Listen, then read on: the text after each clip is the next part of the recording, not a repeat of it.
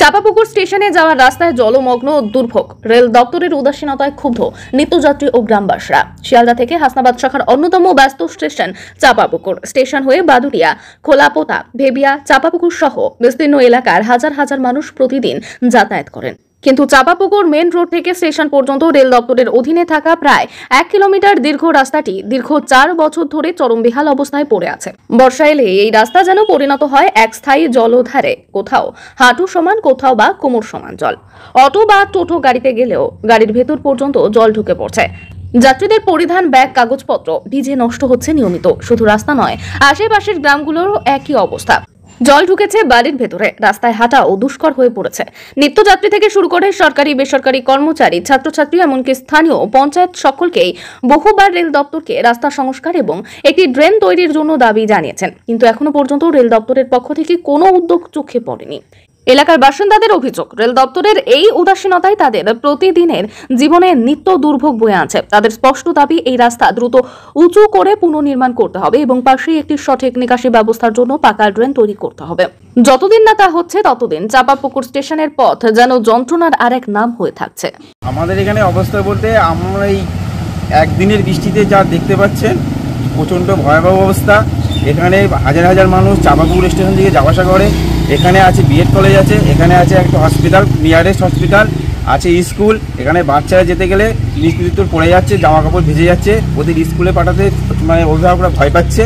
এবং আমরা অনেকবার ডিআরএমকে, স্টেশন মাস্টারকে চিঠি দিয়েছি, অ্যাপ্লিকেশন করেছি, তার সত্ত্বেও কোনো কাজ হচ্ছে না। শুধু প্রশ্বাস দিয়ে যাচ্ছে হবে হবে হবে। কিন্তু এই যে দুর্যোগ, এই যে এখান থেকে পুরোটা, এখানে অন্তত 200 মানুষ বাস করে, আর এখানে হাজার হাজার নিত্যযাত্রীরা যাওয়া আসা করে, কিন্তু এদের কোনো সুরাহা হচ্ছে না। এরা বারংবারই স্টেশন মাস্টারকে বলছে, কিন্তু কোনো সুরাহা হচ্ছে না। আমরা চাইছি আপনাদের মাধ্যমে বার্তাটা উপরে যাক, উপর গিয়ে দ্রুত ব্যবস্থা নিক। আপনার নাম? আমার নাম সুজয় সাহা। এটা আমাদের স্টেশন রোড। এখানে অন্তত নিত্যযাত্রী কয়েক হাজার হাজার। আর এই স্টেশন রোড আমরা বিগত 3 বছর ধরে এই বেহাল অবস্থা দেখছি। বিশেষত বর্ষাকালে পাশের যে ধান ক্ষেত, সেই মাঠের জল অন্তত কোমর সমান আসবে। আপনি যদি একটু এগিয়ে যান, আমার বাইকটা তখন ইঞ্জিনটা পর্যন্ত জলের নিচে ছিল। আমরা স্টেশন মাস্টারকে বললাম যে আপনার কি এইসব চোখে পড়ে না? তো উনি আমাকে, গত পরশু দিনের ঘটনা, উনি আমাকে বললেন যে নতুন ডিআরএম এসছে, এই রাস্তাটা স্যাংশন হয়ে গেছে, এখনও নাকি টেন্ডার বাকি আছে। তো জানি না কি বাকি আছে, জানি না কবে হবে।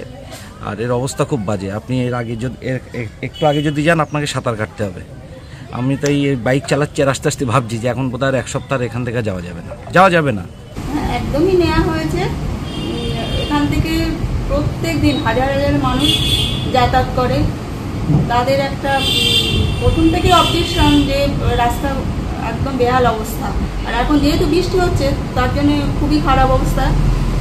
আমরা ডিআরএমকে জানিয়েছি, কিন্তু কোনো রকম এখনো আমরা পাচ্ছি না। যে কোনো দিন ছোটোখাটো দুর্ঘটনা হচ্ছে, কিন্তু যে কোনো দিন বড় ধরনের একটা অঘটন ঘটতেই পারে।